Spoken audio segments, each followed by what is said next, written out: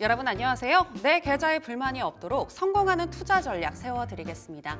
불만제로 디마켓 정유현입니다. 오늘 우리 시장 상반된 흐름으로 마감을 했습니다. 코스피는 하락, 코스닥은 상승을 한 건데요. 간밤 미국의 대형 기술주를 비롯해서 대부분의 업종들이 조정을 받았고 또 미국발 정치적인 불확실성 속에서 오늘 코스피는 21선도 이탈을 했고요. 또 2800선을 내줬습니다. 그나마 코스닥은 시가총액 상위 종목들, 특히 2차 전지 관련주들이 저가 매수세가 들어왔고 또 종목별 반등에 힘입어서 오늘 강세로 마감을 했는데요. 일각에서는 7월의 공포가 현실화되는 것이 아니냐라는 말도 나오고 있는데 정말 어려운 시장이지만 이럴 때일수록 저희 불만제로 디마켓과 함께 하시면서 포트폴리오 전략 잘 세워보시기 바랍니다. 열심히 공부하시는 여러분들을 위해서 저희 시청자 이벤트도 진행하고 있습니다. 지금 보고 계신 화면을 카메라로 찍거나 캡처를 해서 문자 메시지 샵 9083번으로 응원 메시지와 함께 보내주시면 되겠는데요. 저희가 추첨을 통해서 푸짐한 떡 선물 보내드리도록 하겠습니다. 많은 참여 부탁드릴게요. 자, 그러면 불만제로 디마켓 힘차게 출발해 보겠습니다.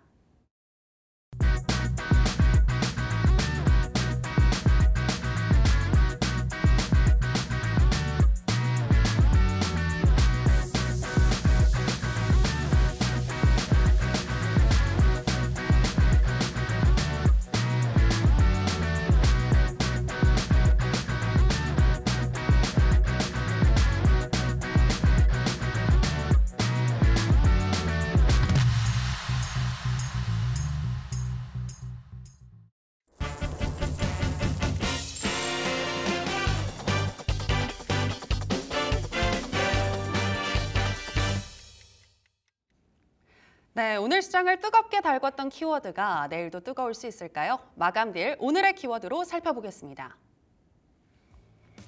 오늘의 키워드는 식스센스급 반전, 체코 제팟에도 뒷걸음질 치는 원전주입니다. 네, 어제와 다른 온도를 보였던 원전주에 대해서 이야기 나눠보도록 하겠습니다. 도움 말씀 주실 KM파트너스 김성훈 대표 나왔습니다. 대표님, 안녕하십니까? 네, 안녕하세요.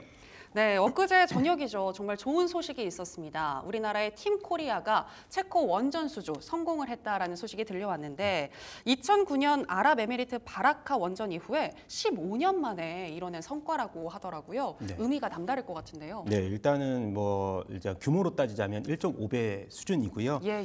최근 들어서 한국수자원원자력이 이제 주도하는 팀코리아가 체코 이제 원전 사업의 우선 협상자로 이제 선정이 되면서 우리나라의 원전에 대한 기술력 그리고 정부의 적극적인 지원에 노력의 결과물이 탄생했다고 보실 수 있을 것 같은데 네네. 일단 윤 대통령 같은 경우는 10일 날 이제 워싱턴 DC에서 체코 대통령을 만나서 이 팀코리아를 우선 협상자로 선정해 달라고 하면서 이제 바카라 원전 사업의 이 레코드를 보고 좀 판단해 달라고 당부를 많이 했었고요. 예. 우리나라가 수주한 이 UAE 바카라 원전 산업 같은 경우에 납기 수준이라든가 이제 건설 비용 측면으로 타 국가의 원전 사업을 압도하는 경쟁력을 보여줬음을 이제 강조를 많이 했다고 합니다. 네. 일단 추가적으로 봤을 때 체코 총리가 이제 모든 수준에서 한국이 제시한 조건이 매우 우수했다라고 이제 언급을 하기도 했는데요. 네. 일단 결과적으로 보면 1978년 고리 1호기 원전의 상업 운전을 시작한 후발주자 우리나라가 사실 1950년도부터 원전을 가동한 원전 1세대격인 미국이라든가 프랑스를 제치고 이제 유럽에서 첫 발을 내디딘 이제 시작점이라고 볼 수가 있을 것 같습니다. 네, 유럽에서 이렇게 첫 수주를 성공하게 되면서 원전 강국으로서의 어떤 지위를 인정받았다라는 이야기도 나오고 있고요. 네. 그렇기 때문에 추후에 아랍에미리트나 네덜란드, 영국 등 하반기부터 이어질 또 체코 수주 외에도 또 다른 수주들도 우리가 좀 기대를 받을 수 있을 것 같다. 이런 이야기가 나오는 것 같던데 어떻게 네. 보시나요? 일단 이제 체코 원전 2기 추가로 이제 2기가 또 남아 있습니다. 네네. 그래서 사실 기존의 수익 계약이 아닌 입찰자를 이제 우리나라 쪽으로 선정을 해서 이제 입찰을 할 수 있는 또 하나의 긍정적인 계기가 마련이 됐다고 싶은데 예. 지금 보면은 이제 건설 업체라든가 기자재 업체도 수혜를 볼 것이 아니냐라고 하고 있는데 오늘 주가만 보더라도 예. 사실은 원전에 대한 핵심 대표주들이 오히려 하락을 한 상황에서는 네. 선별적으로 이제 우리가 아까 말씀드렸던 건설이나 기자재 업체까지의 호재가 작용할지는 앞으로 좀 두고 봐야 되는 상황이고요. 아. 아까 말씀드렸듯이 2027년 순차적으로 체코에서 4기, 폴란드 2기, 그리고 우리나라 같은 경우는 국내 신규 원전 3기 정도. 그래서 도합 총 9기의 또 원전 설계 수주가 전망이 되는 상황입니다. 일단 그 아까 말씀드렸듯이 기존의 이제 수혜주와 더불어서 뭐 건설주 쪽에서는 팀코리아에 합류하게 된 대우건설이 있는데 네. 대우건설 같은 경우는 이제 실적에 우리가 뭐 어느 정도 발목을 잡힐 우려감은 있습니다. 지금 보면은 건설주들이 PF 관련된 이 악재를 어느 정도 이제 하반기 들어서는 털어낼 수 있는데 지금 2분기 실적으로는 전년 대비해서는 41% 정도 줄어든 영업이익을 발표할 것이라고 예상이 되면서 네. 사실 수혜주로서 이제 우리가 좀 확대 해석하기는 아직까지 원전에 대한 주가 흐름도 좀 지지부진, 예상보다는 좀 많이 지지부진한 상황이기 때문에 네. 뭐 어떻게 보면은 사실 우리가 대표주 쪽으로서 좀 핵심적으로 좀 몰아갈 수 있는 지금 시장의 상황이다, 그렇게 볼 수가 있을 것 같습니다. 그러면은 건설이나 기자재 같은 경우에는 적어도 뭐 3분기 영업 실적이나 이런 것들을 확인해야 한다라는 말씀이신 거죠? 그리고 이제 뭐 수혜주로서 부각이 될 수 있는 낙수 효과는 있을 수 있지만 예. 그것이 어느 기업인지도 아직까지 좀 불투명한 상황입니다. 그래서 네. 핵심 종목들은 당연히 수혜를 받을 수 있지만 네. 그것을 조금 더 확대 해석하기는 좀 이른감이 없지 않다, 그렇게 좀 설명을 드리고 싶습니다. 아, 그렇군요. 네. 체코 수주 이번에 성공으로 인해서 지금 원전 관련해서 그리고 또 건설이나 기자재 관련주들도 주목을 받고 있는데 이런 건설이나 기자재 관련주들은 지금 명확하게 딱 나오고 있는 것이 없기 때문에 조금 더 살펴봐야 될 것 같다. 그렇다면 핵심 종목을 좀 더 살펴보자라는 이야기이신 것 같은데 네. 오늘 같은 경우에는 좀 많이 흘러내렸습니다. 네. 어제도 상승을 했지만 막판에 상승세가 많이 꺾였고요. 근데 이게 단순히 재료가 소멸돼서인 건지 아니면 뭐 차익 실현 매물이 그냥 나오는 건지 어떻게 해석을 해야 할까요? 일단 2009년도에 우리가 원전 UAE 수주 때는 사실 발표되고 나서도 상한가 랠리를 2, 3일 정도 보여줬습니다. 네. 그래서 사실 투자자들이 이번 수주에서도 그러한 상승 랠리를 좀 기대를 많이 했던 찰나에 네. 일단 코스피의 이 미국발 기술주 차익 실현과 더불어서 코스피 이제 투자 심리가 좀 악화된 면이 없지 않아 있어서 지금의 이런 그 훈풍을 받기에는 좀 어느 정도 타이밍이 좀 맞지 않았다, 저는. 타이밍상으로도 맞지 않았고 그리고 또 추가적으로 말씀드리면은 영국 원전 사업 우선 협상자가 예전에 한번 선정이 됐다가 중단된 사례도 좀 있기 때문에 그 일단 최종 협상까지의 시간이 좀 남았기 때문에 주가 변동은 추가적으로 좀 있을 수 있겠다. 그리고 이제 미국에서 웨스팅하우스의 지적 재산권 문제까지 좀 어느 정도 불거지면서 이게 이제 APR 1000이라는 원자로 같은 경우는 지금 이제 우리가 수주를 따낸 그 어느 한 이 원자로의 재료인데 웨스팅하우스가 이제 침해 소송을 제기한 APR 1400이라는 원자로를 기반으로 해서 만들어진 원자로이기 때문에 이런 지적 재산권 문제가 해결되기 전까지는 이 최종 이 계약에 따른 어느 정도의 주가 변동성은 좀 있을 수 있다라고 보는 상황입니다. 일단 앞으로 남아 있는 신규 원전 프로젝트들에 대해서도 좀 주목해 볼 만하다는 긍정적인 흐름은 계속 이어질 것으로 보이고요.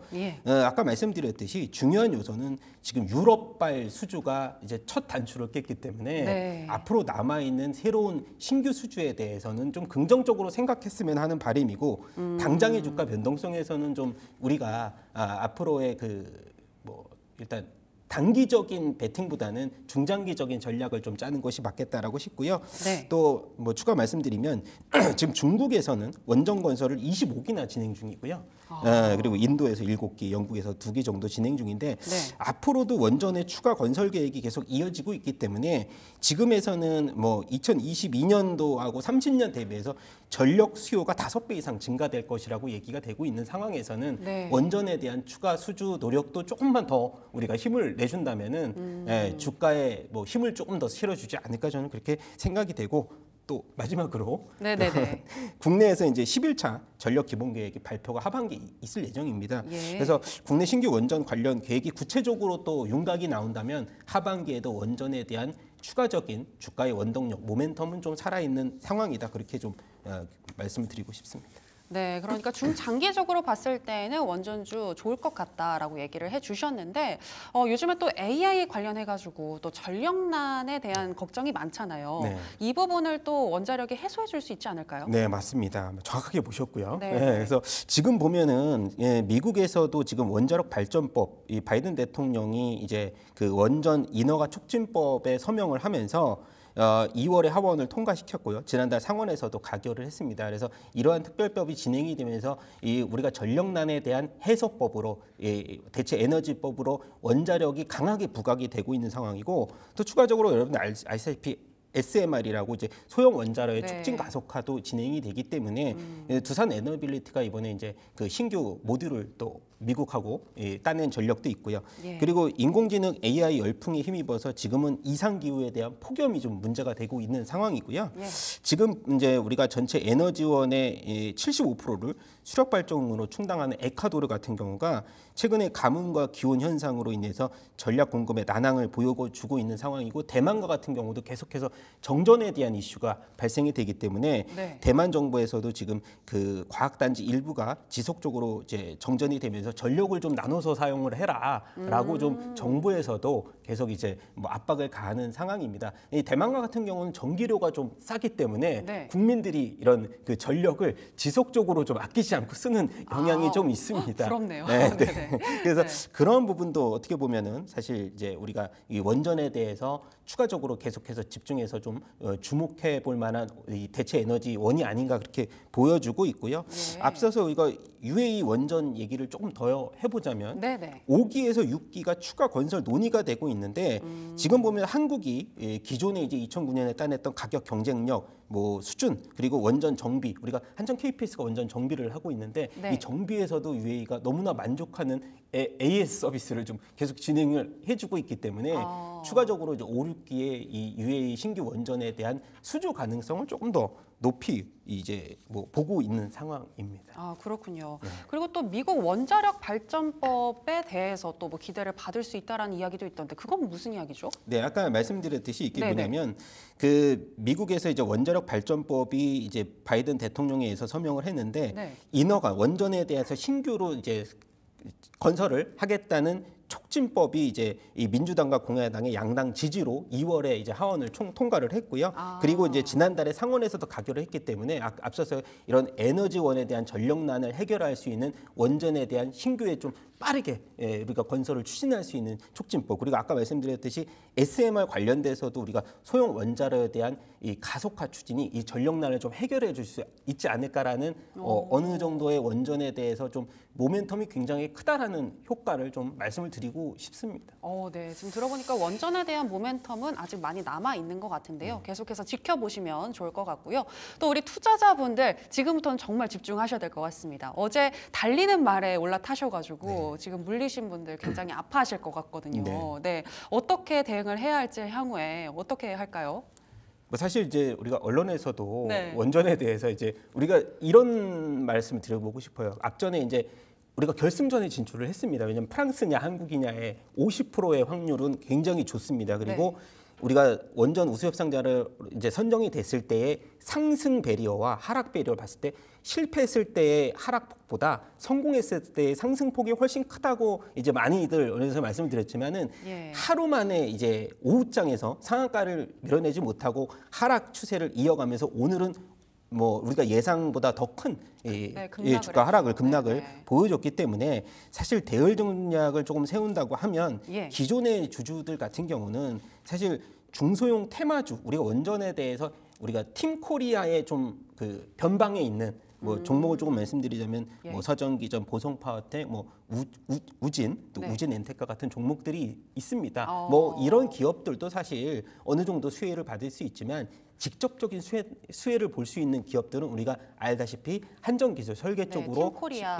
팀코리아에 속해 있는 뭐 한전기술 설계 쪽으로 우리가 영업이익률이 한 40에서 50% 받을 수 있는 그런 한전기술이 사실 이제 첫 번째 수혜주로 볼 수가 있고 추가적으로 이제 시공 관련돼서 뭐 대우건설이라든가 이제 주기기에서는 두산 이너빌리티 이런 종목들이 사실은 이 주가가 하락했을 때 다시 반등을 줄 수 있는 이 모멘텀이 좀 더 강한 그런 종목들이거든요. 그래서 아까 말씀드렸듯이 유동성 시장이 지금 크지 않은 상황에서는 이런 대형주, 대표주로서 조금 더 우리가 포트폴리오를 다시 재편하는 이번 주가 하락을 계기로 해서 재편하는 계기로 좀 삼아야 되겠다는 말씀을 드리고 싶고요. 앞서서도 우리가 세부 협상을 거쳐서 최종 계약까지 이제 어느 정도 시간이 뭐 크게 남지는 않는 상황입니다. 그래서 일단 체코 원전 4기 이 공사 시작 시점이 아주 빠르지는 않지만은 25년 3월에 최종 협상을 하면서 2030년 전에 이제 우리가 그 공사를 시작한다는 점에 있어서는 이런 그 수주에 대한 실적으로 이어지는 펀더멘탈 구조상으로는 조금 늦춰질 수는 있지만 이번 수주가 끝이 아니기 때문에 아까 말씀드렸듯이 계속해서 쌓이는 수주 산업이기 때문에 사실은 이런 그 핵심 종목들을 위주로 해서 지금 한전기술 같은 경우는 뭐 어느 정도 이제 매출액은 기당 10년 안에 5천억씩 한 기당 5천억씩을 매출로 이제 뭐 점핑하는 구간에 돌입을 할 수가 있을 것 같고요. 그다음에 아까 말씀드렸듯이 이제 뭐 두산 에너빌리티도 기당 500 그리고 한전 KPS 기당 100억 정도의 영업이익을 계속해서 축적을 해 나간다면은 지금의 밸류에이션이 조금 비싸기는 하지만은 그런 밸류에이션 구간이 이제 해소될 수 있는 고평가가 좀 해소될 수 있는 구간이 계속적으로 만들어질 수 있다. 저는 그렇게 해석을 할 수가 있을 것 같습니다. 네, 그러니까 원전 수주, 이 팀코리아와 관련되어 있는 주도주들을 계속해서 잘 살펴보자. 그리고 조정 받았을 때마다 조금씩 모아가자라는 이야기를 해주셨는데요.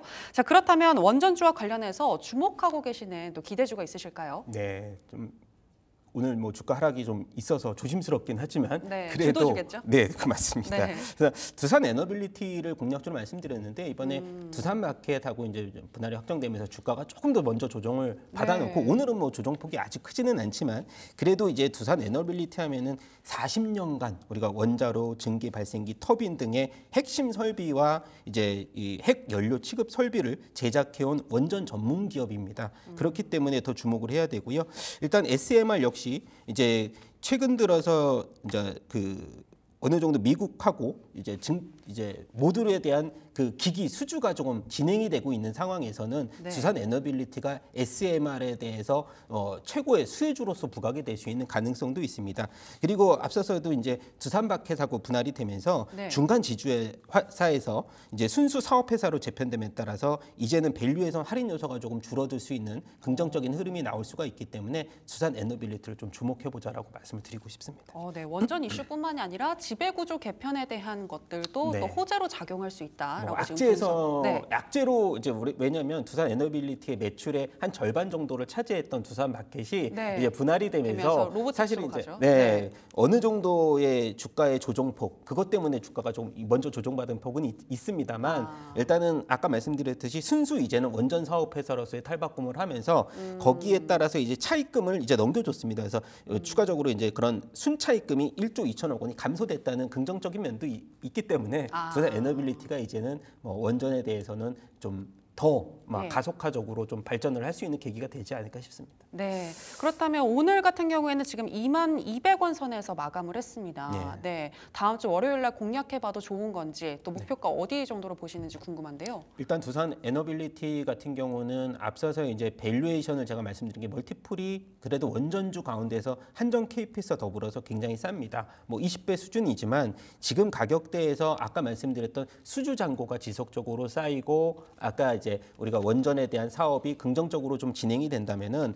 밸류에이션에 대한 저평가가 어느 정도 부각이 된다고 하면은 목표가를 조금 더 높여서 장기적으로 3만 원대까지를 목표가로 제시를 해드리고요. 손절가는 이제 최근에 주가가 변동폭이 좀 큰 상황에서 좀 짧게 17,000원으로 대응을 하고 싶습니다. 네, 매수는 바로 월요일 날 해도 되는 거죠? 네, 일단 월요일 날 주가가 조금 더 이제 조정을 받아놓으면 또 오히려 더 낫지 않을까 저는 그렇게 생각합니다. 예, 알겠습니다. 조정 받을 때마다 조금씩 매수 이렇게 관점에서 보시면은요 3만 원 선까지 도달 가능할 것 같다라고 얘기를 해주셨습니다. 자, 그럼 오늘 KM파트너스 김성훈 대표와 함께 원전주에 대해서 이야기 나눠봤습니다. 오늘 고맙습니다. 네, 감사합니다. 네, 이렇게 원전에 대해서 이야기를 나눠봤고요. 또 오늘장에서 급등락을 했던 종목들은 어떤 종목일지 김주영 캐스터와 함께 알아보시죠. 안녕하세요. 마감딜 급등락의 김주영입니다. 오늘 혼조세 보이면서 시장 마무리가 됐고요. 굉장히 어려운 시장이었습니다. 이 와중에서도 시장에서 힘을 내줬던 종목들 어떤 것들인지 같이 한번 확인해 보겠습니다. 5위 상승 종목 확인해 보면요. 넥슨게임즈 올라왔습니다. 이 넥슨게임즈의 퍼스트 디센던트, 초기 대박 아직 주가에 반영이 되지 않았다. 그리고 현재까지 매출 견조하게 나오고 있다라는 상상인증권의 이 리포트에 오늘 영향받아가면서 매수세 강하게 나왔습니다. 아직 저평가되어 있다, 상승 기대감 있다라는 소식들 매수세 자극한 모습이고요. 오늘 10% 강세로 마감을 했습니다. 4위 확인해 보겠습니다. 하이젠 R&M 올라왔습니다. 오늘 LG전자 측에서 스마트 팩토리 솔루션 사업 영역 확장해 나가고 있다. 또 이 글로벌 기업인 인텔, 또 존슨앤존스와 협의해 나가고 있다라는 소식들 전해지면서 기대감을 모아갔는데요. 특히 하이젠 R&M 같은 경우 관련주로 좀 부각이 되면서 오늘 강한 상승 탄력 이어갔습니다. 16% 강세 마감했습니다. 3위 살펴보겠습니다. 알체라 확인되는데요. 이 과기부에서 주관하는 디지털 혁신 기업이죠. 이 바우처 지원 사업의 공급 기업으로 선정이 되면서 오늘 매수세 자극을 했습니다. 오늘 21% 넘는 상승으로 마감했습니다. 2위 살펴보겠습니다. 태성 확인됩니다. 신사업으로 추진하고 있는 복합 동박 설비 관련해서 이 중국의 최대 전기차 배터리 기업이죠. CATL과 관련해서 공급 체결 소식했다라는 소식들 전해지면서 오늘 기대감을 좀 받아갔습니다. 특히나 이 추가적으로는 비아디에서도 관심 갖고 있다라는 소식들 전해졌고요. 태성 같은 경우 25% 급등하면서 마감했던 모습입니다. 1위도 살펴보겠습니다. 1위는 DXM VX 올라왔는데요. 사실 간밤에 이 비만 치료제 시장을 주도하고 있는 일라이릴리 6% 넘게 급락을 하면서 국내장에서도 영향받아가는 거 아니냐라는 우려가 있었는데 오늘 시장 비만 치료제 이 테마가 강세를 잃었습니다. 특히나 DXM VX 강한 급등 흐름 나오면서 오늘 상한가 기록을 했는데요. 어제 급락했던 종목이죠. 10% 넘게 급락 흐름을 이어나갔던 펩트론 역시나 매수세 들어오면서 강하게 상승 탄력 받고 마감을 했습니다. 오늘 비만 치료제 전반적으로 흐름이 좋았고요. 오늘 급등했던 종목들도 이렇게 정리해드렸습니다. 그렇다면 하락했던 종목들 어떤 것들인지 확인해 보겠습니다. 5위 확인해 보면요. 대원제약 올라왔습니다. 앞서서 비만 치료제 테마 강세 흐름 이어갔다라고 정리해 드렸는데 대원제약 그리고 패치형 비만 치료제를 공동 개발하고 있는 이 라파스 같은 경우는 오늘 하락 마감을 했습니다. 그동안 좀 급등했던 모습인데 오늘 차익 실현 매물 나오면서 영향 받아가지 못했던 모습이고요. 6% 밀리면서 마감을 했습니다. 4위 살펴보겠습니다. FNF 확인되는데요. 최근에 사실 이 동남아 진출, 디스커버리 관련해서 동남아 진출 소식 나오면서 급등을 했었습니다. 상한가를 기록을 하기도 했었는데요. 어제 장 마감 이후에 나온 공시로는 해외 협력사인 이 모빈살 측에서 FNF 그리고 자회사를 대상으로 해서 3,700억 원 규모의 손해배상 소송 제기했다라는 소식들이 전해지면서 오늘 매도세가 나왔습니다. 8% 넘게 밀리면서 마감했습니다. 3위 살펴보겠습니다. 코스맥스 올라왔는데요. 이 중국 실적 부진하다는 우려에 오늘 급락했던 모습입니다. 코스맥스 하면 전체 매출 중에 이 중국의 비중이 굉장히 높은 편인데요. 30% 넘는 매출을 차지를 하고 있다고 합니다. 그런데 최근에 이 중국 시장 살펴보면은 6월이 상반기 성수기라고 꼽히고 있는데 이 중국 화장품 소매 판매 전년 동기 대비해서도 15% 줄었다라는 이야기들 나오면서 이 부분 매도세를 자극했던 모습입니다. 11% 넘게 밀리면서 마감을 했습니다. 2위 살펴보겠습니다. 앞서서도 원전 수조 관련해서 이야기 나눠봤는데요. 사실 이 원전 어제 이미 한 차례 세론이 나왔던 모습이었는데 다만 한전산업도 한전기술을 중심으로 해서는 강세를 이어갔습니다. 그렇지만 오늘 한전산업을 포함해서 우진엔텍까지 밀리면서 12% 약세로 마감했던 모습입니다. 1위 확인해 보겠습니다. 이오플로우 올라왔는데요. 실 급등 종목으로도 좀 정리해드렸었는데 이 웨어러블 인슐린 펌프를 개발한 기업이죠. 최근에 부각을 받기도 했었는데 오늘 같은 경우는 매도세 자극하면서 차익 실현 매물이 나온 것으로 확인되고 있습니다. 13% 넘게 급락하면서 오늘 마감했습니다. 저희 시청자 이벤트도 계속해서 진행하고 있습니다. 앞서서도 이야기 드렸지만요. 샵 9083번으로 지금 시청하고 계신 딜사이트 경제TV 화면과 함께 응원 메시지 보내주시면요. 추첨 통해서 떡 선물 세트 보내드리니까요. 오늘 방송 마감 전까지 많은 참여 부탁드립니다. 저는 지금까지 마감딜 급등락의 김주영이었습니다.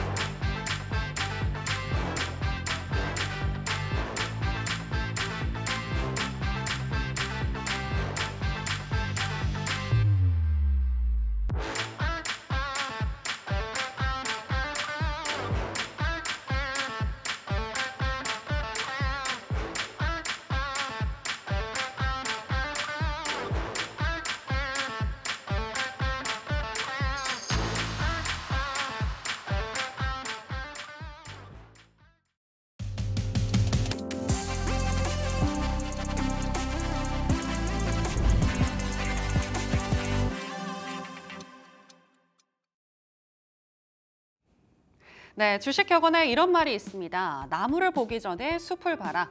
여기서 나무는 종목을, 숲은 산업, 섹터를 의미하는데요. 시장을 정확하게 이해하기 위해서는 산업에 대한 공부가 필수적인데 오늘 저와 함께 산업에 대한 공부, 산책 한번 나가보실까요? 오늘 저희가 산책을 나가볼 섹터는 바로 자동차 업종이 되겠습니다. 하지만 자동차 업종 전반적인 부분에 대해서 다룰 건 아니고요. 최근에 트럼프 재집권 가능성이 높아지는 가운데 트럼프가 재당선이 됐을 때 자동차 업종에 어떠한 영향을 끼칠 수 있을지 이러한 부분들 살펴보도록 하겠습니다. 그간 트럼프가 했었던 발언이나 그리고 공약 등을 통해서 봤을 때 현재 자동차 업종에 미칠 수 있는 세 가지를 정리를 해봤는데요. 첫 번째는 수입 관세 인상, 두 번째는 친환경차 지원 축소, 그리고 세 번째는 강달러 기조 완화가 되겠습니다. 그럼 첫 번째 수입 관세 인상부터 살펴보도록 하겠습니다. 네, 어떠한 영향을 주고 또 증권가에서는 어떻게 분석을 하고 있는지 살펴볼 건데요.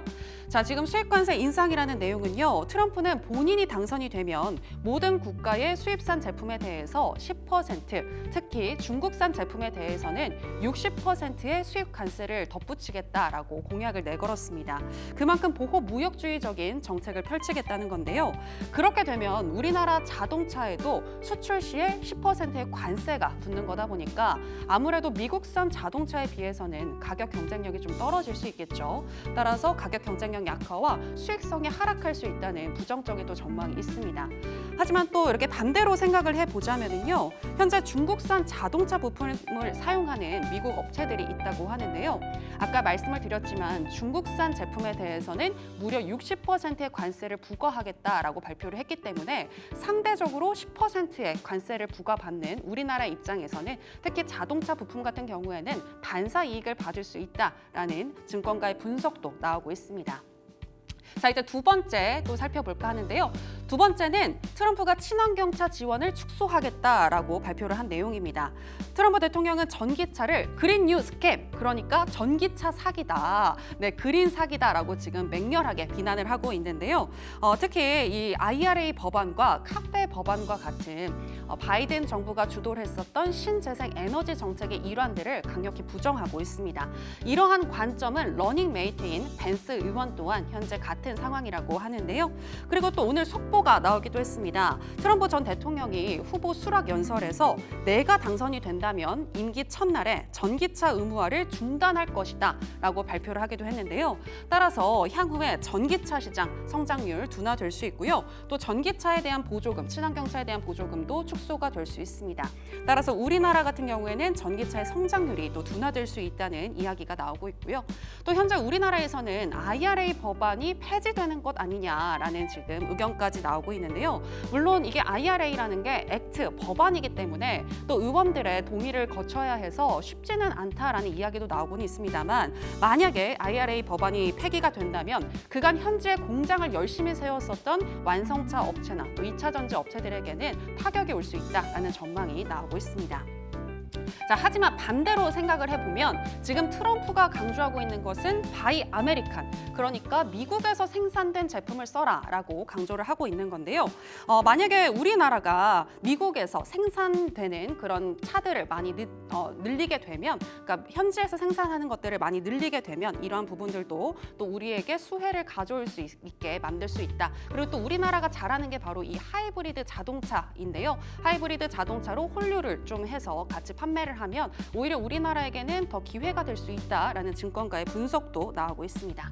자, 이제 세 번째 살펴보실 텐데요. 세 번째는 강달러 기조가 완화된다는 것입니다. 현재 트럼프 대통령은 캐터필러나 보잉 등 미국 업체들이 강달러 현상으로 인해서 수익을 못 내고 있다라고 주장을 하면서 약달러 기조를 펼치고자 하고 있습니다. 추후 강달러가 완화된다면 수출을 해서 돈을 걷어들이는, 그러니까 달러를 걷어들이는 우리나라 입장에서는 아무래도 수익성이 감소될 수밖에 없을 것 같은데요. 이거는 어쩔 수가 없을 것 같고요. 하지만 또 지금 이 그래프를 살펴보시게 되면 트럼프 일기 당시 한국 완성차들의 미국 점유율을 보여주는 그래프라고 하는데요. 트럼프 일기 집권 때에 취임 전에는 7.2% 정도 점유율을 보였는데 마지막 퇴임 때에는 8.3%까지 오히려 우리나라 완성차의 점유율이 미국에서 더 올라갔다고 합니다. 그 말인즉슨 우리나라가 또 상황에 빨리빨리 대응을 해서 그만큼 우리나라에게 수혜로 돌아올 수 있도록 정책을 잘 변화하고 있다라는 부분이고요. 그렇기 때문에 이번에 만약에 트럼프 2기가 탄생이 된다고 하더라도 우리나라는 또 빠른 판단과 상황력을 통해서 계속해서 위기를 기회로 만들 수 있을 것이다라는 증권가의 분석이 나오고 있습니다. 따라서 완성차 업체에 대해서 매수 의견을 유지하고 있는 증권가가 있다는 거 참고해 보시면 좋을 것 같고요. 무엇보다도 국내 완성차 업체들의 경우에는 현재 미국 대선까지 좀 시간이 남아 있고 또 아직까지 PBR이 저평가되어 있는 국면이라고 하고요. 또 국가에서 하고 있는 이 밸류 프로그램에 대한 수혜를 받을 수 있다는 기대감도 나오고 있으니까요. 조금 조정을 받을 때 저가로 매수를 좀 해보시거나 모아 가시거나 기다리는 그런 시간이 좀 필요하지 않을까라는 생각이 듭니다. 지금까지 정의원의 산책이었습니다. 네, 이렇게 해서 오늘은 트럼프가 재집권을 하게 될 때 자동차 업종에 어떤 영향이 있을지에 대해서 산책에서 한번 살펴봤고요. 자, 그리고 지금 이 시간 또 우리 투자자분들은 어떤 종목에 집중하고 있을지도 살펴봐야 될 것 같은데요. 네, 시간 외에 지금 거래에서 주목받고 있는 종목들 살펴보도록 하겠습니다. 도움 말씀 주실 레몬리서치의 박민수 대표 나왔습니다. 김민수 대표 나왔습니다. 대표님, 안녕하십니까? 네, 안녕하십니까? 네, 대표님. 괜찮습니다. 네. 아무나 불러줘도 됩니다. 네네. 그럼 레몬처럼 상큼한 김민수 대표님과 함께 이야기 나눠보도록 하겠습니다. 네, 지금 제가 시간의 거래에서 어떤 종목들이 주목받고 있나 보니까 눈에 띄는 게 GS 글로벌 눈에 띄고 있습니다. 그렇습니다. 네. 일단 지금 보니까 시간에 근데 뭐 거래량하고 여러 가지 보니까 지치셨어요. 예, 투자자분들께서 지치셔가지고 네네네. 그냥 놀러 나가신 것 같습니다. 또 금요일은 좀 그런 분위기예요. 예. 그래서 강한 뭐 매매가 들어오는 종목들은 별로 없는 것 같고요. 네. 그중 하나가 이제 GS 글로벌 같은 경우가 시장에서 계속 대왕고래. 그렇죠. 예. 그 본장에서도 괜찮았고 그 추가적인 매수세가 좀 같이 들어오면서 지금 현재 분위기는 약 한 2%대 넘게 상승세를 보이는 것 같습니다. 그런 쪽에서 갑자기 또 추가 매수세가 좀 들어오네요. 예, 지금 방송 보고 계시나요? 그래서 네. 아마 빠르게 좀 들어오기 시작하는 것 같은데 일단 지금 최근에 대왕고래 관련된 프로젝트 쪽에서 좀 진전이 나오기 시작하죠. 네. 그런 쪽에서 이제 시추 스팟을 정했다. 그리고 또 예타 면제 관련된 쪽 다 하기 시작하겠다라는 부분들과 함께 거기서 좀 모멘텀이 좀 나오다 보니까 관련주 찾기 쪽에서 뭐 최근에 한국가스공사라든가 그리고 또 지금 보여지는 뭐 포스코 인터내셔널 이런 종목들도 움직이는데 그래도 작고 가벼운 이런 게 대장이지라고 하면서 지금 GS 글로벌이 매수세가 모이는 모습들 일단 그 기대감은 올라간다고 봐야 될 것 같고요. 네. 지금 추세로 봐서는 아마 시간으로는 좀 세게 좀 들어오지 않을까 생각은 하고 있는데 네. 근데 중요한 거는 아마 지금 이제 올라오면서부터는 이제 저항대가 좀 있습니다. 그렇기 때문에 아마 이 부분을 다 한 번씩 또 터치를 하고 레벨업이 될지는 조금 더 눈여겨봐야 될 것 같고요. 그런 쪽에서 시간의 움직임이 또 월요일 날까지 끌고 갈 수 있다라고 하게 되면 아마 지금 지난번 나왔던 이제 고가대 부분 4,000원대 부분의 시도는 한번 충분히 나오지 않을까라는 쪽으로 바라보시되 근데 지금 여기서 장전해서 너무 세게 되면은 또 시작하고 또 흔들릴 수가 있겠죠 월요일 날. 그래서 아마 4,000원대 정도를 일단 기점으로 보고 대응하는 게 맞지 않나 생각되고 있습니다. 근데 지금 말씀 중에 제가 궁금했던 게 이 대장주 하면은 한국가스공사나 포스코 인터내셔널인데 그렇죠. GS 글로벌이 가벼우니까 대장주다 이렇게 표현을 하셨거든요. 대장주보다는 네네네. 손대기 쉽다. 손대기 쉽다. 원래 오늘 같은 경우 한국가스공사 같은 경우도 뭔가 모르게 300원 플러스. 한번 조금 움직이면 움직이지 않을까라는 쪽에서 먼저 움직일 수 있는 것들은 그래도 나중에 한국가스공사가 움직이게 되면 나는 더 탄력받지 않을까 뭐 이런 식으로 좀 움직이는 것들이 있겠죠. 그런 연관성 쪽으로 봐야 될 것 같은데 그렇다고 한국가스공사를 막 끌 내 힘은 없고 그러니까 이쪽에서 주변주지만 한번 좀 대응해볼까 뭐 이런 쪽에서 변화가 나왔다고 봐야 될 것 같습니다. 네, 어쨌든 포항 원유 테마 관련해서는 계속해서 관심 종목으로 두자라는 의견이신 거죠? 네, 그렇습니다. 예, 알겠습니다. 포항 원유 테마에 대해서는 계속해서 관심 종목으로 두시기 바라겠고요. 또 지금 보이는 게 오성 첨단 소재 눈에 띕니다. 요즘 이제 리튬 관련된 종목들의 변화가 조금씩 더 나오기 시작합니다. 그런 쪽에서 아마 시장에서도 흐름들이 나쁘지 않은 것 같고요. 그리고 또 지금 최근에 나오는 것들 보면은 또 이제 마리화나 관련된 쪽의 종목들도 좀 강한 편인데 이번에 또 바이든 대통령이 만약에 사퇴하게 되더라도 마리아나 합법화가 추진될 것 같다. 그렇습니다. 한 발 빨리 움직이네요. 이제 네. 저희가 정책을 만들어가는 분위기고 네. 시장에서는 먼저 관련된 쪽에서 계속 저울질이 나오고 있기 시작하죠. 예. 그런 쪽에서 움직임이 나오는데 모르겠습니다. 이게 미국에 나오는 변화가 이어진다고 해서 국내 쪽과 연결이 되는 부분들은 조금 약한데 이게 그럼 지속적으로 이제 지금 시작해서 또 관련주들 뭐 우리바이오나 이런 종목들하고 같이 다 어떤 레벨업을 계속 할 수 있겠느냐? 네. 잘 모르겠습니다. 그냥 테마적인 종목이라고 봐야 되겠죠. 그냥 어느 정도 올라오게 되면 예. 또 대응하고 그냥 나오는 게 맞지 않나라는 쪽에서 우리나라에서 뭐 대만 합법화 시행 가능할까요 이게? 어렵겠죠 우리나라는. 네. 그렇기 때문에 아마 미국 쪽에 대한 자회사 얘기들 그쪽으로 좀 움직이는 것 같은데 예. 그거 빼고는 아마 좀 더 모멘텀이 강하다. 이거는 좀 어려울 것 같습니다. 아, 네. 어쨌든 지금 우리 시장에는 이 미국의 대선 불확실성과 관련해서 뭐 네. 수혜주를 찾고 그다음에 이와 관련해서 순환매가 도는 양상도 좀 나타나는 것 같은데 네. 지금 하락하고 있는 종목들 중에서는 SY 스틸텍이 또 눈에 띄거든요. 네. 네, 재건 관련한 주 맞죠? 네, 맞습니다. 네. SY 스틸텍은 지금 보니까 시간외에서 좀 꼬리가 좀 단 게 좀 그랬었나요? 근데 지금 뭐 밀리다가 또 바로 올라오네요. 지금 또 방송 보고 있었나요? 네.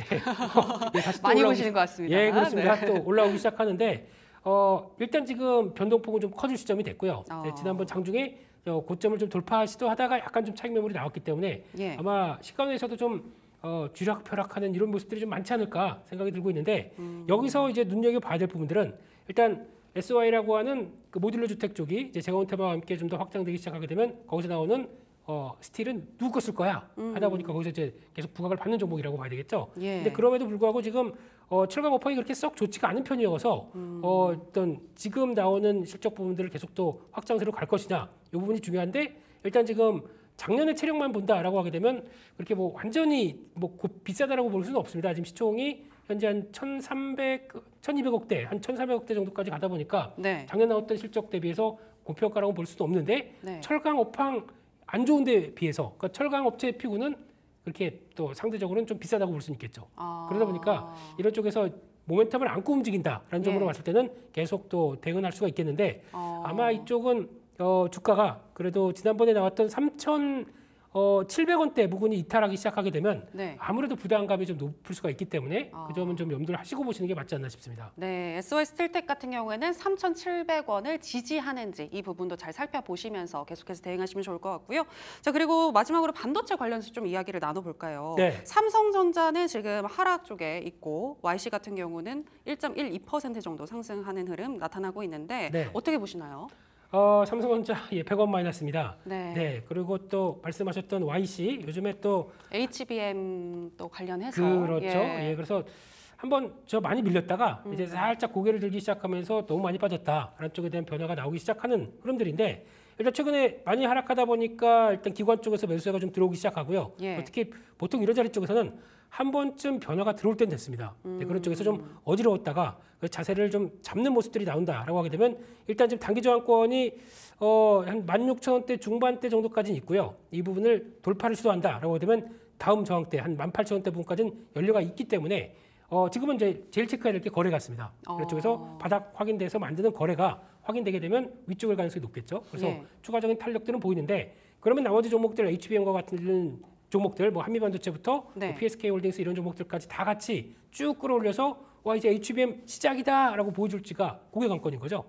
그런 분위기가 같이 맞물려 가기 시작하면은 네. 아마 탄력들을 받을 것 같은데 아직은 또 왕형님, 예. 큰형님도 좀 이렇게 쉬고 계시고 그렇기 때문에 변화는 이제 다음 주까지는 좀 다음 주 초반까지는 네. 지켜보셔야 될 것 같습니다. 예, 알겠습니다. HBM 관련해서는 거래량이 실리는지 향후에 우리 시장의 이슈로 또 자리 잡을 수 있을지를 체크하시면서 대응하시면 좋겠습니다. 지금까지 레몬리서치 김민수 대표와 함께했습니다. 오늘 고맙습니다. 감사합니다.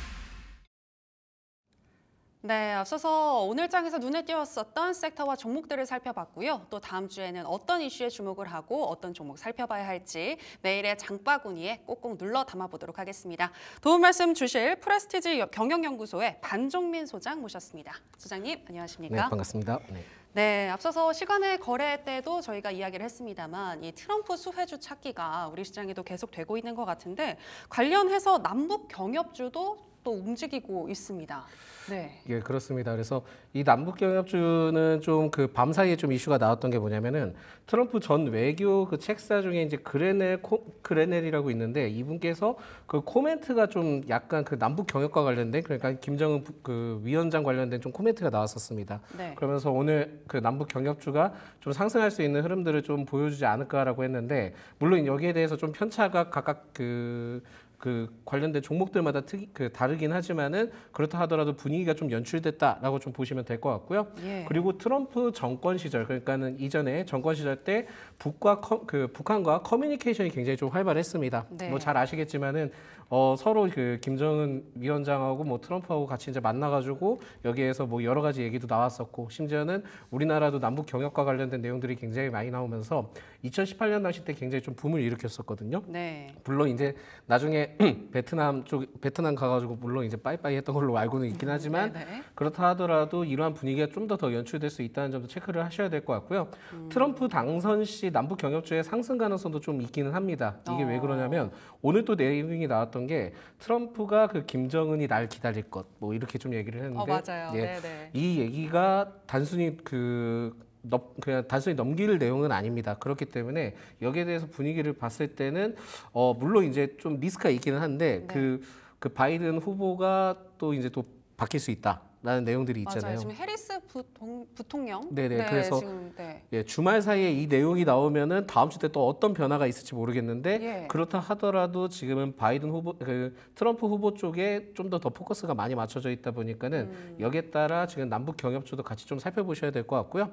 개인적으로는 우크라이나 재건 그 관련된 종목들 뭐 일일이 좀 살펴본다 하면은 남북 경협주와 또 비슷합니다. 그렇기 때문에 2018년 당시 때 올랐던 남북 경협주 대부분이 우크라이나 재건의 뭐 건설이든 철도든 심지어 뭐 여러 가지 내용들을 봤을 때는 비슷한 흐름들을 가져갈 수 있기 때문에 결국은 남북 경협주로서만 생각을 하실 게 아니라 예. 추가적으로 우크라이나 재건주도 같이 좀 생각을 해서 보셔야 되지 않을까라는 말씀드립니다. 그럼 경협주랑 재건주 같은 경우에는 같이 이렇게 봐야 한다는 말씀이신가요? 그 종목들마다 네. 이제 겹치는 종목들이 상당합니다. 그러니까 이게 왜 그러냐면 네네네네. 재건을 하려면은 결국은 이제 도로를 깔아야 되고요. 아, 거기에서 이제 뭐 건축에 대한 부분들도 있고 네. 심지어 철도 등 여러 가지 분위기를 봤을 때는 결국은 이제 뭐 남북 경협 관련된 종목들을 본다 하더라도 개성공단은 일단 제외를 하고 봤을 네. 때 비슷한 흐름들을 가져가기 때문에 여기서 좀 투자 포인트를 잡아보시는 게 좋을 것 같습니다. 예, 알겠습니다. 일단은 뭐 트럼프 재집권 가능성이 높아지는 가운데 이 남북 경협주와 그리고 재건주 계속해서 좀 살펴봐야 할 필요성은 있어 보이는데요. 그런데 이 남북 경협주 같은 경우에는 과거에도 그랬지만 굉장히 급등락이 또 심한 테마이잖아요.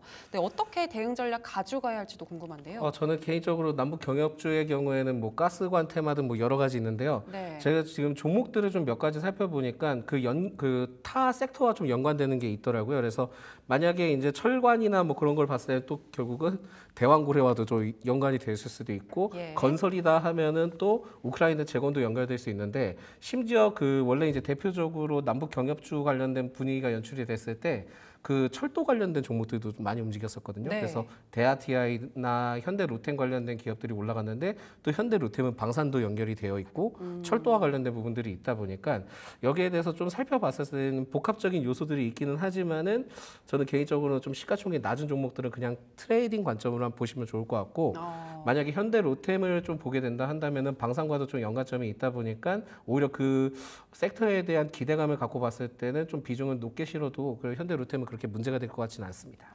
그렇다면 소장님 여러 가지 이슈가 한꺼번에 같이 있는 그런 종목들을 위주로 보면 좋겠네요.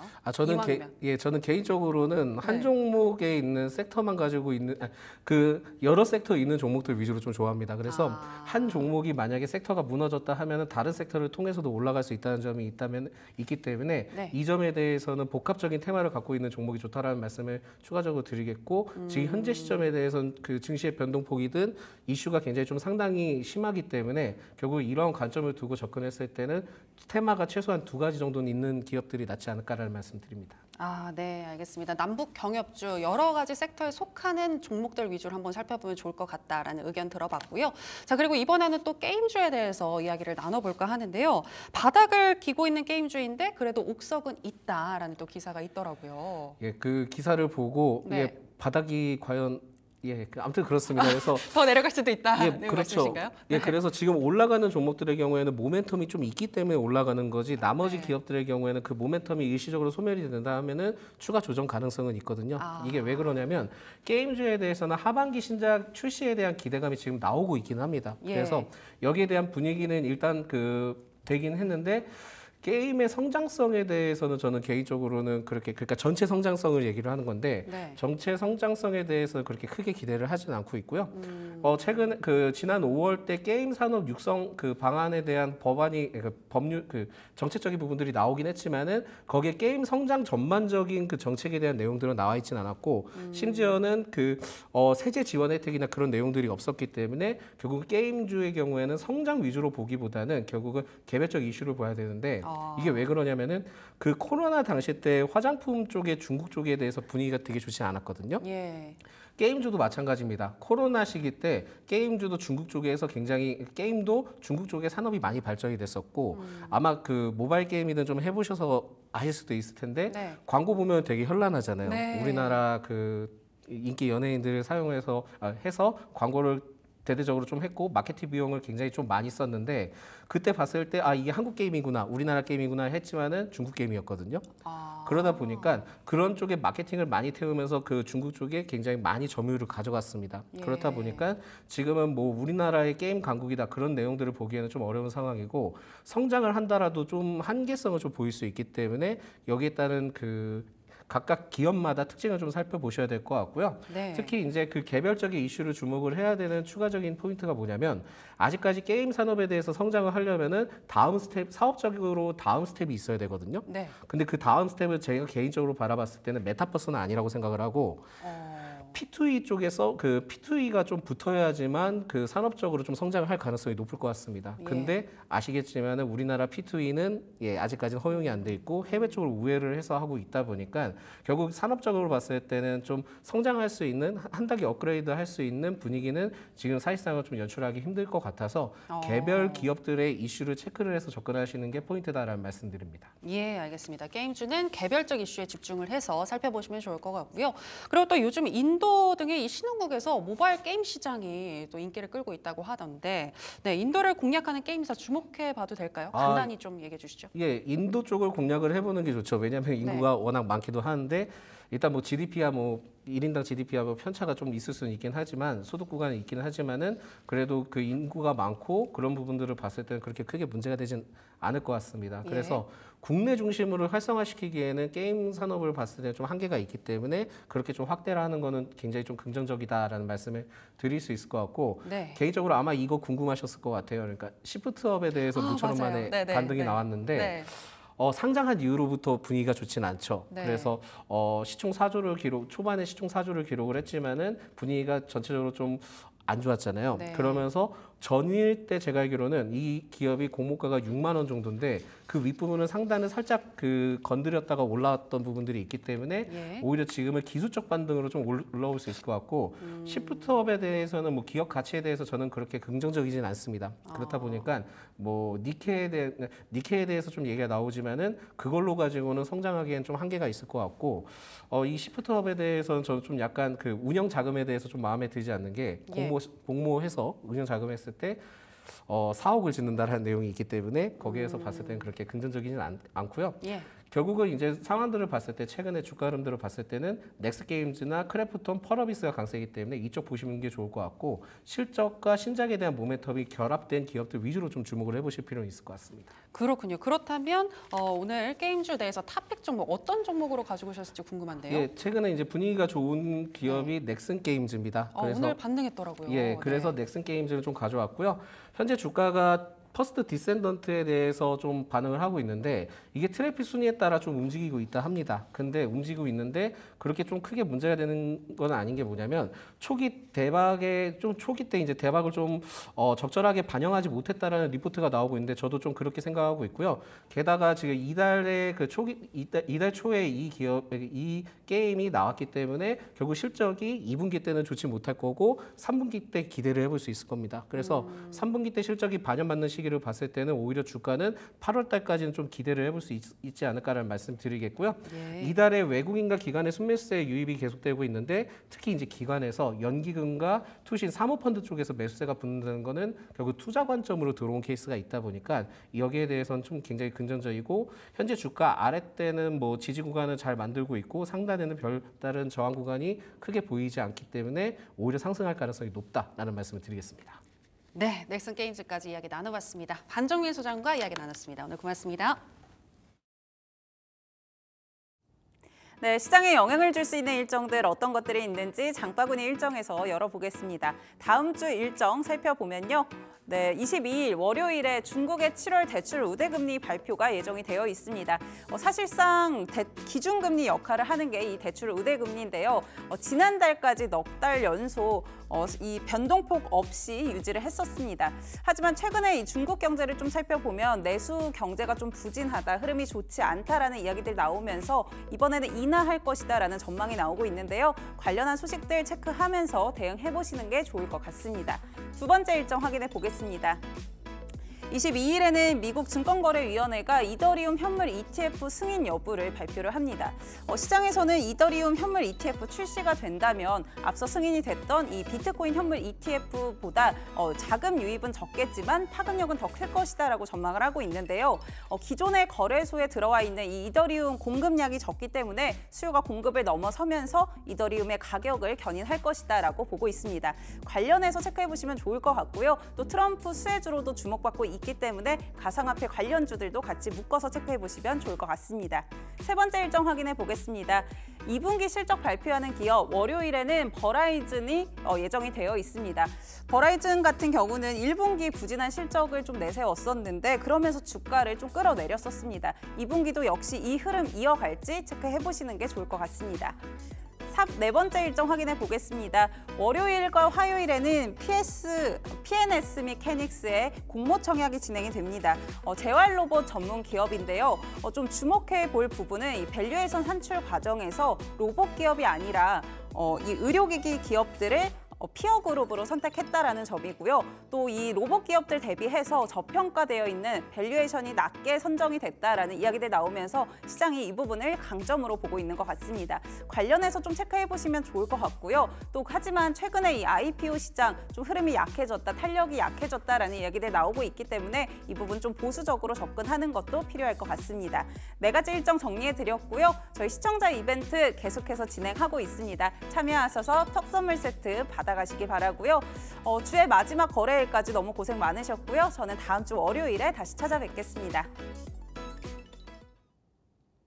네, 다음 주에 장바구니 일정 살펴보고 오셨습니다. 요즘에 비도 많이 내리고 또 이번 주에 장도 많이 흐렸어서 우울하신 분들 많으실 것 같은데요. 그렇지만 이럴 때일수록 여러분들 힘내시고요. 또 주말 동안 열심히 공부하시면서 다음 주에 대한 전략 잘 세워보시면 좋을 것 같습니다.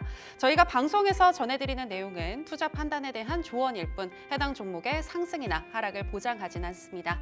저희가 준비한 내용은 여기까지입니다. 함께해 주신 여러분 고맙습니다.